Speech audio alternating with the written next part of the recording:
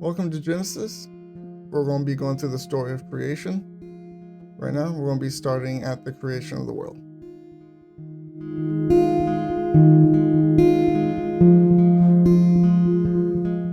In the beginning, God created the heavens and the earth. The earth was without form and void, and darkness was upon the face of the deep, and the Spirit of God was hovering over the face of the waters. Then God said, "Let there be light," and there was light. And God saw the light, that it was good, and God divided the light from the darkness. And God called the light day, and the darkness he called night. So evening and morning were the first day. Day 2. Then God said, "Let there be a firmament," basically an airspace, or how the Amplified puts it, "Let there be an expanse of the sky." So, just an air pocket. So then God said, "Let there be a firmament in the midst of the waters, and let it divide the waters from the waters," or water vapors from the water to up here, how we get clouds. Then God said, "Let there be a firmament in the midst of the waters, and let it divide the waters from the waters." Thus God made the firmament, and divided the waters which were under the firmament, and the waters which were above the firmament, clouds. And it was so. And God called the firmament heaven. So evening and morning were the second day. Day 3. Then God said, "Let the waters under the heavens be gathered together into one place, and let the dry land appear," and it was so. And God called the dry land earth, and the gathering together of the waters he called seas. And God saw that it was good. Thus God let the earth bring forth grass, and the herb that yields seeds, and the fruit trees that yield fruit according to its kind, and whose seed is in itself on the earth. And it was so. And the earth brought forth grass, the herb that yields seed according to its kind, and the tree that yields fruit, whose seed is in itself according to its kind. And God saw that it was good. Evening and the morning were the third day. Day 4. Then God said, "Let there be lights in the firmament of the heavens to divide the day from the night, and let them be for signs and seasons, and for days and years, and let them be for lights in the firmament of the heavens to give light on the earth." And it was so. Thus God made 2 great lights, the greater light to rule the day, and the lesser light to rule the night. He made the stars also. God set them in the firmament of heaven to give light on the earth, and to rule over the day and over the night, and to divide the light from the darkness. And God saw that it was good. So evening and morning were the fourth day. Day 5. Then God said, "Let the waters abound with an abundance of living creatures, and let the birds fly above the earth across the face of the firmament of heaven." So God created great sea creatures, and every living kind of thing that moves, with which the waters abounded according to their kind, and every winged bird according to its kind. And God saw that it was good. And God blessed them, saying, "Be fruitful and multiply, and fill the waters in the seas, and let the birds multiply on the earth." So evening and morning were the 5th day. Day 6.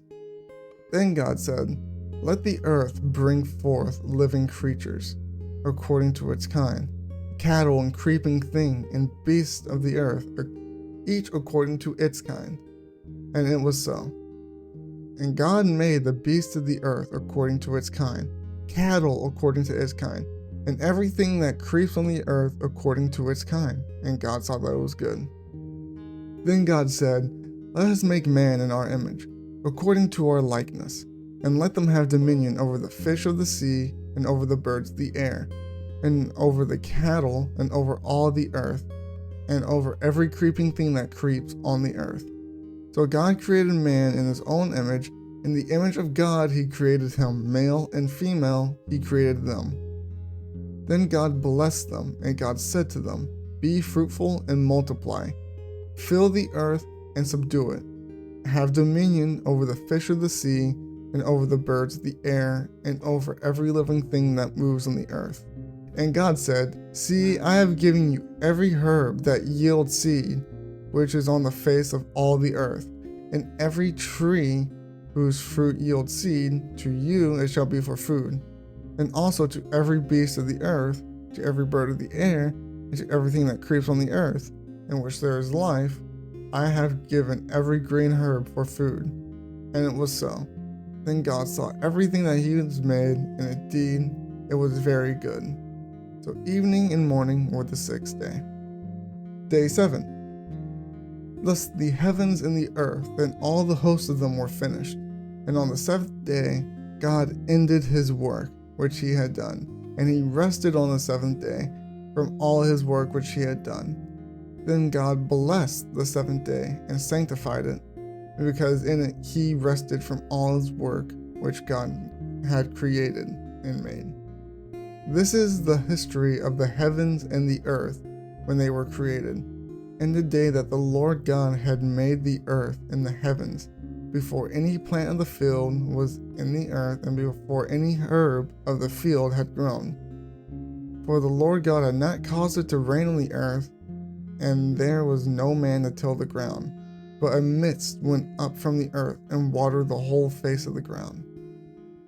And the Lord God formed man of the dust of the ground, or dirt in other words, and he breathed into his nostrils the breath of life, and man became a living being.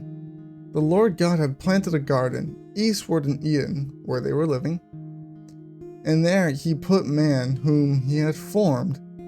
And out of the ground the Lord God had made every tree grow that is pleasant to the sight and good for food. The tree of life was also in the midst of the garden, and the tree of the knowledge of good and evil. Now a river went out of Eden to the garden, and from there it parted and became 4 riverheads. The name of the first river is Pishon. It is the one which skirts around the whole land of Havilah, where there is gold, and the gold of that land is good. Bdellium and onyx stones are also there. So Pishon leads us to some valuable stones. The name of the second river is Gihon. It is the one which goes around the whole land of Cush. The name of the third river is Hiddekel. It is the one which goes towards the east of Assyria. And the fourth river is the Euphrates.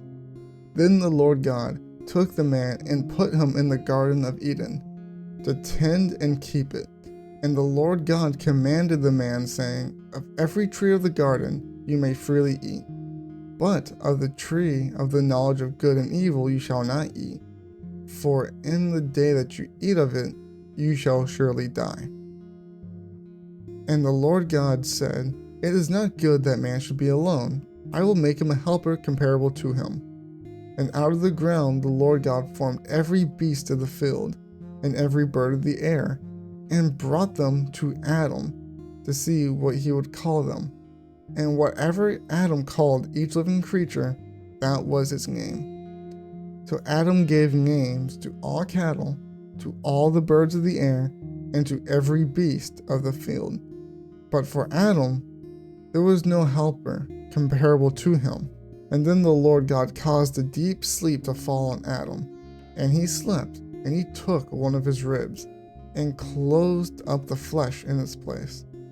Then the rib which the Lord God had taken from man, he made into woman, and he brought her to the man.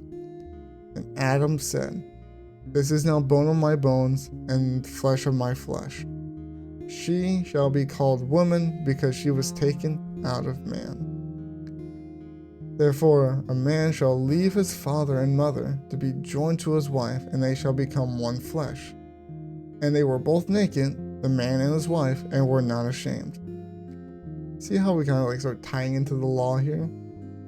So yeah, I find it cool that it's okay, Adam said this, she shall be called woman because she was taken out of man. And then we start getting more of the law where it's therefore a man shall leave his father and mother and be joined to his wife. His wife, which we don't even know what a wife is yet. At least, in this part of the context, when reading through the story.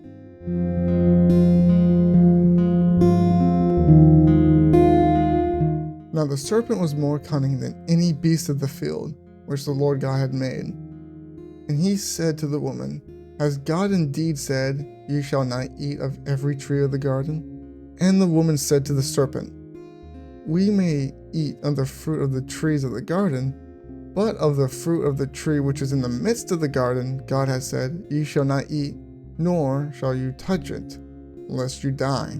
Then the serpent said to the woman, You will not surely die, for God knows that the day that you eat of it, your eyes will be opened, and you will be like God, knowing good and evil. So when the woman saw that the tree was good for food, and that it was pleasant to the eyes, and the tree was desirable to make one wise, she took of its fruit and ate. She also gave it to her husband with her, and he ate. Then the eyes of both of them were opened, and they knew that they were naked. And they sewed fig leaves together and made themselves coverings. And they heard a sound of the Lord God walking in the garden in the cool of the day. And Adam and his wife hid themselves from the presence of the Lord God among the trees of the garden. Then the Lord God called to Adam and said to him, Where are you? Then Adam said, I heard your voice in the garden, and I was afraid because I was naked, and I hid myself. And God said, Who told you that you were naked? Have you eaten from the tree of which I commanded you should not eat? Then Adam said, The woman whom you gave to be with me, she gave me of the tree, and I ate. And God said to the woman, What is this that you have done? And Eve said, The serpent deceived me, and I ate. So the Lord God said to the serpent, Because you have done this, you are cursed more than all cattle, and more than every beast of the field, and on your belly you shall go, and you shall eat dust all the days of your life. And I will put enmity, or open hostility, between you and the woman, and between your seed and her seed. He shall bruise your head, and you shall bruise his heel. To the woman he said, I will greatly multiply your sorrow and your conception. In pain you shall bring forth children, and your desire shall be for your husband, and he shall rule over you. Then to Adam he said, Because you have heeded the voice of your wife, and have eaten from the tree of which I have commanded you, saying, You shall not eat of it, cursed is the ground for your sake, and in toil you shall eat of it all the days of your life. Both thorns and thistles it shall bring forth for you, and you shall eat of the herb of the field. In the sweat of your face you shall eat bread, till you return to the ground, for out of it you were taken. For dust you are, and dust you shall return. And Adam called his wife Eve, because she was the mother of all living. Eve meaning life-giver.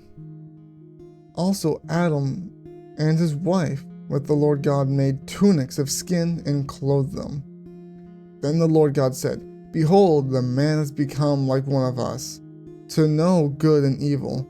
And now, lest he put his hand out and take of the tree of life, and eat of it and live forever. Therefore the Lord God sent him out of the Garden of Eden to till the ground from which he was taken. So he drove the man out, and he placed a cherubim, or an angel, cherubim is a type of angel, at the east of the Garden of Eden with a flaming sword which turned every way to guard around the tree of life.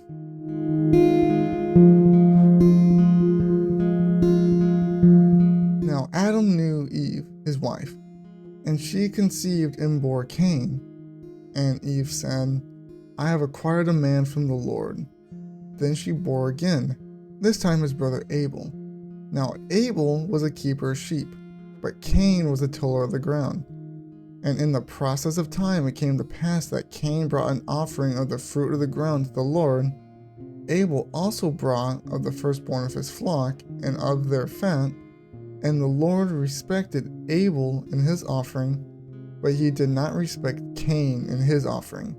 And Cain was very angry, and his countenance fell. Countenance is another word for tolerance, or you begin to say, and Cain became very angry and very annoyed or frustrated. So the Lord said to Cain, "Why are you angry, and why has your countenance fallen? If you do well, will you not be accepted? And if you do not do well, sin lies at the door, and its desire is for you, but you should rule over it."